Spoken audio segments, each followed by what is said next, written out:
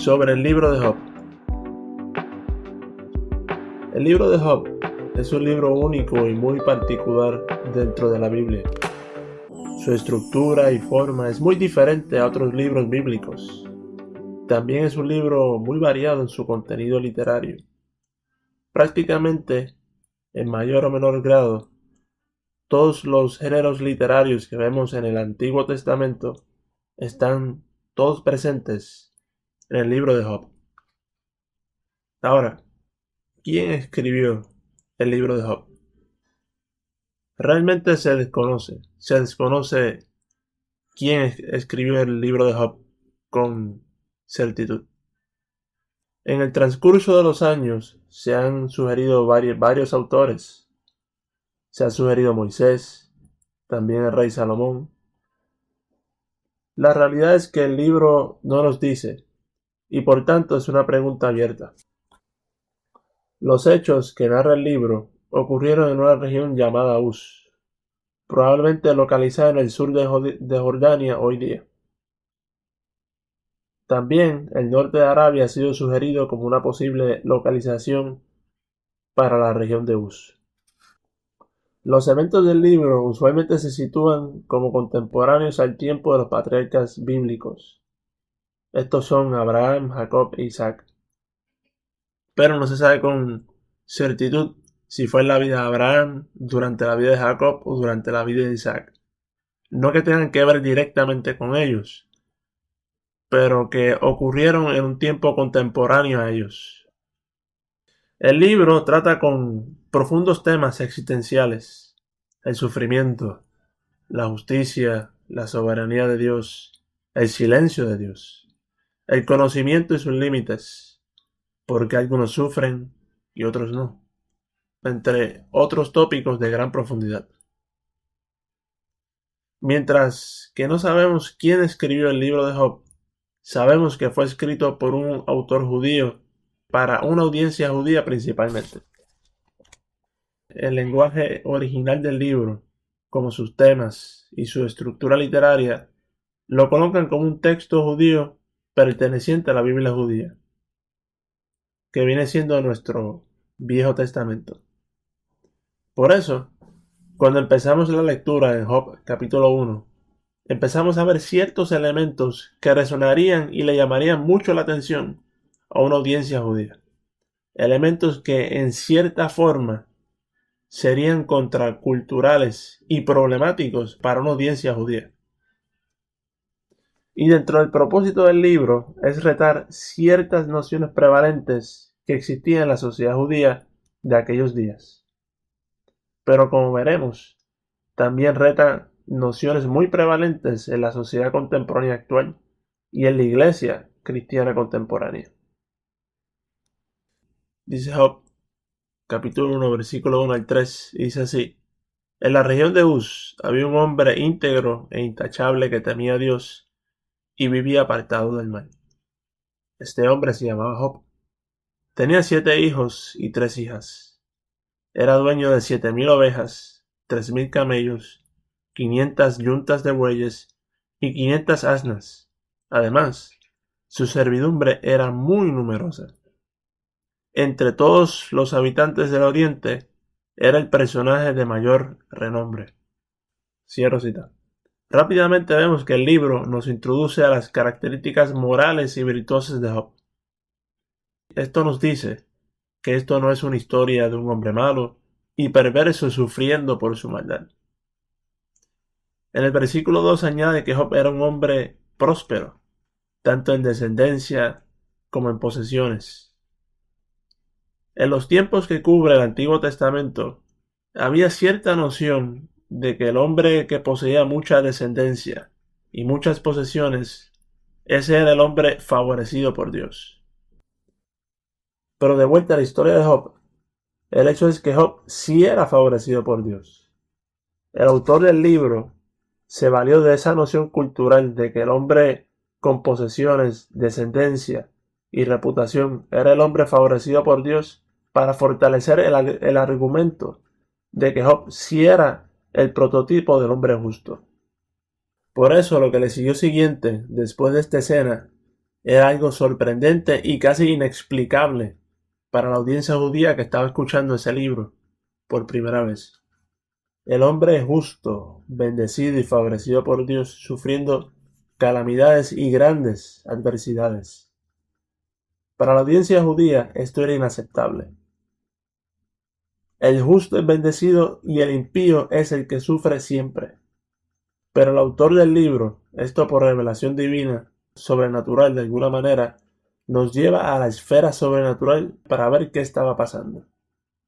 Hasta donde podemos saber, Job nunca supo por qué le pasó lo que le pasó.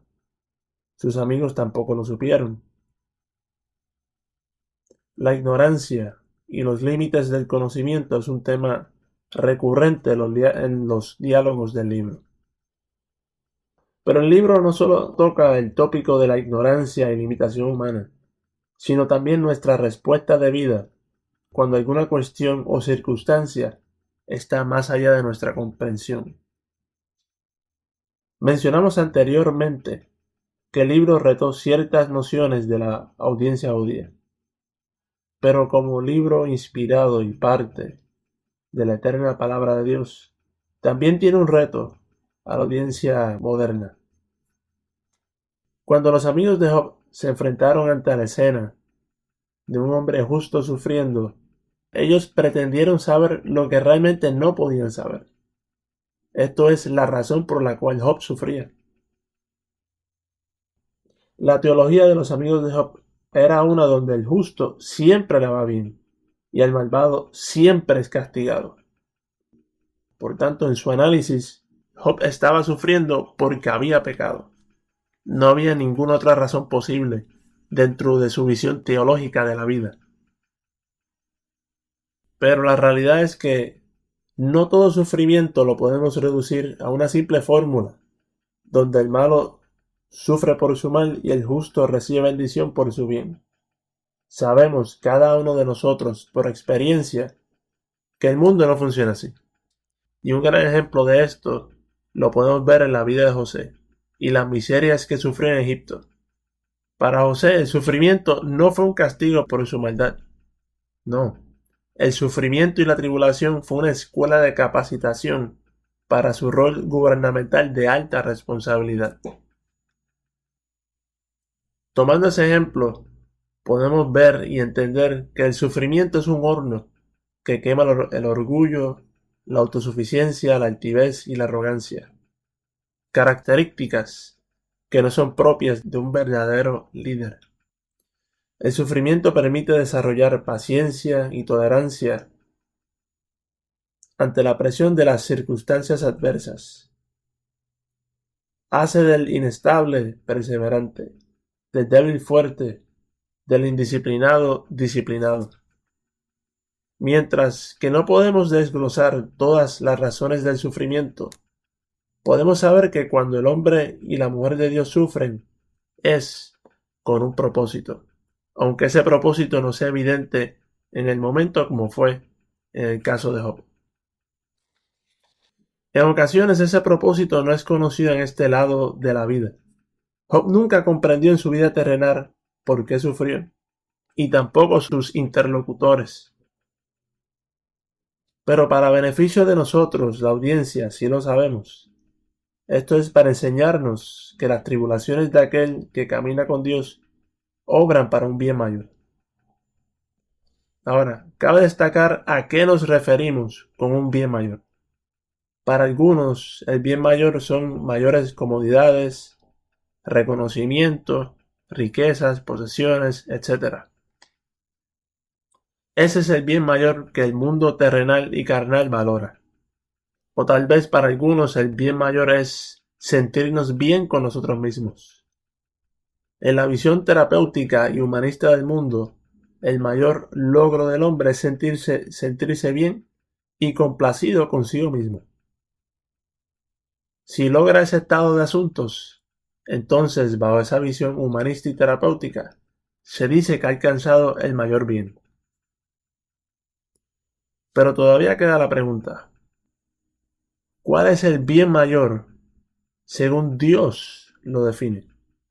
En Filipenses capítulo 3, el apóstol Pablo, luego de notificarnos de su impresionante currículum vitae, nos dice en el versículo 8, y cito: y aún más, yo estimo como pérdida todas las cosas en vista del incomparable valor de conocer a Cristo Jesús, mi Señor. Por Él lo he perdido todo y lo considero como basura a fin de ganar a Cristo. Cierro cita. Conocer a Cristo era el máximo bien a la que el apóstol Pablo aspiraba. Pero surge la pregunta: ¿por qué conocer a Cristo era el máximo bien del apóstol Pablo? La contestación es simple, pero profunda. Y esto es porque conocer a Cristo es conocer al Padre. Cristo mismo es la imagen visible del Dios invisible. Cristo es el camino y medio para conocer al Padre de las luces. Dice Juan capítulo 17, versículo 26. Dice aquí Cristo hablando cuando hizo su famosa oración en Juan capítulo 17. Y dice: yo les he dado a conocer tu nombre, y lo daré a conocer, para que el amor con que me amaste esté en ellos y yo en ellos. Cerramos cita. ¿Y cómo todo esto se relaciona con el libro de Job? Bueno, podemos hacernos una pregunta fundamental. ¿Por qué Dios permitió que Job sufriera? A primera instancia, pensaríamos que todo se trata de hacer quedar mal a Satanás con sus insinuaciones cínicas. La realidad es que Satanás solo aparece en 2 capítulos y está ausente en 40 capítulos del libro, y tampoco aparece en el epílogo del libro al final. Satanás y sus acusaciones son derrotadas en los mismos 2 capítulos que aparecen. Job, en su respuesta inicial y no planeada, no maldice a Dios a pesar de lo sorpresivo y terrible que son las noticias que recibe, y tampoco maldijo a Dios cuando enfermó.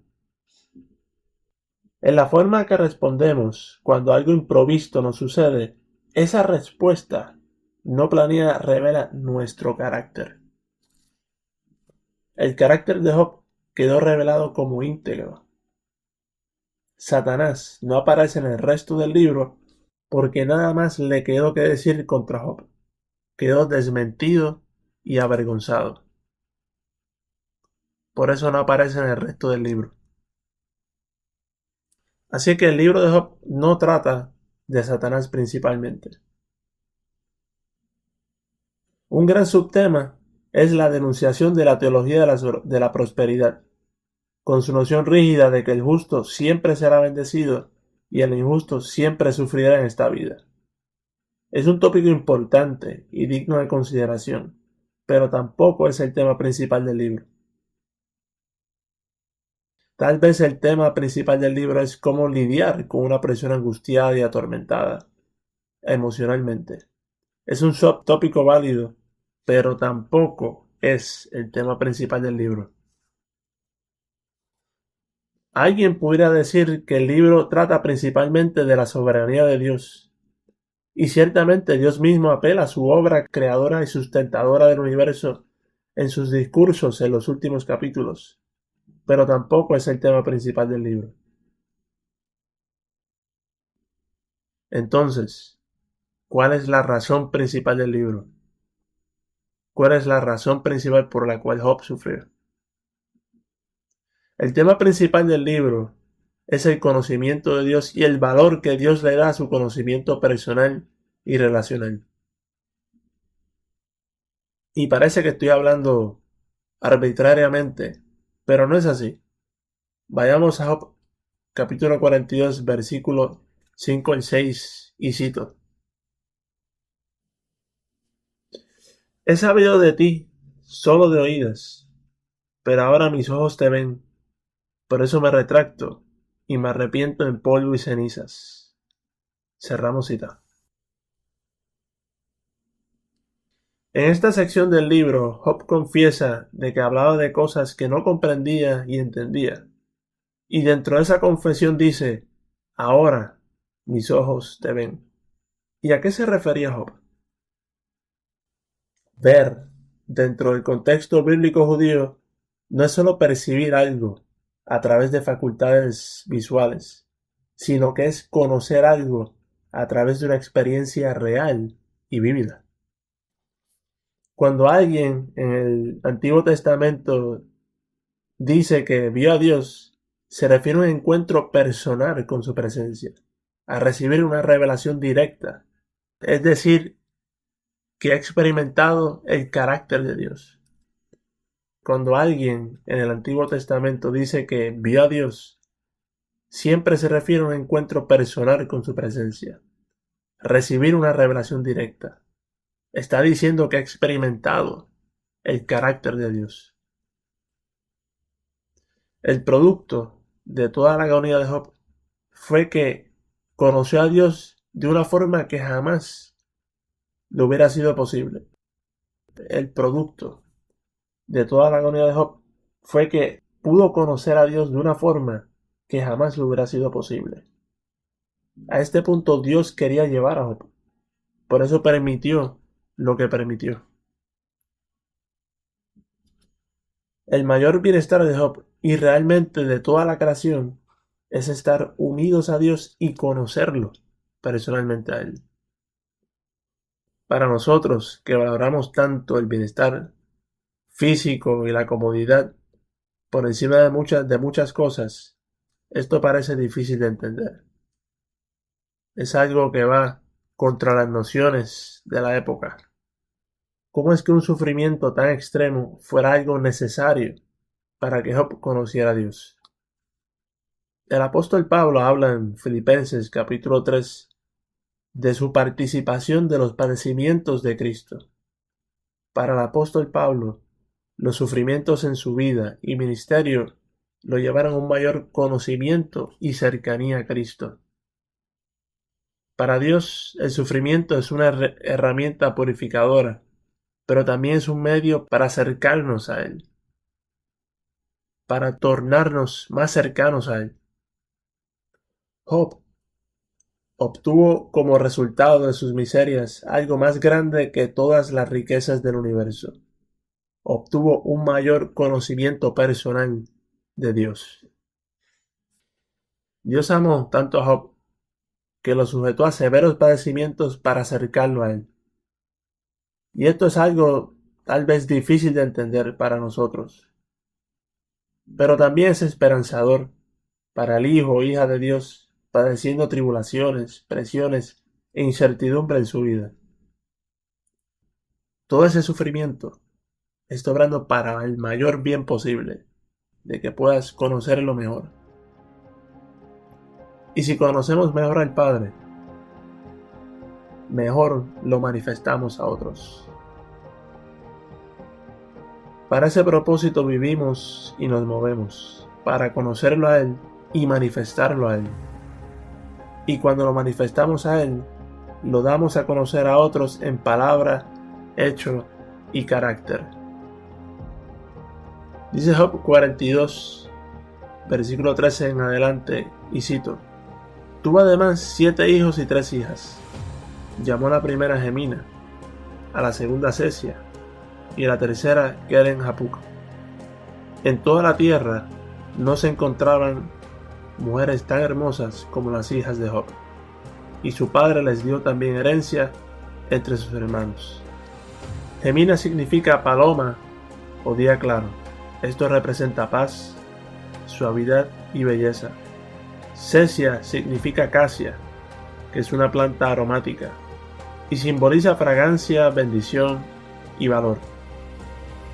Keren literalmente significa recipiente de maquillaje. Simboliza belleza, resplandor y restauración. Estas niñas simbolizaban que ahora la vida de Job manifestaba paz, belleza, resplandor y fragancia. Y todo esto como producto de su sufrimiento. El final del libro de Job revela que el sufrimiento, aunque inexplicable, puede abrir pasos a una vida más profunda en comunión con el Señor, más bella, más radiante de lo que habíamos tenido antes. Es el puente a una vida bajo la gloria y el resplandor del conocimiento de Dios.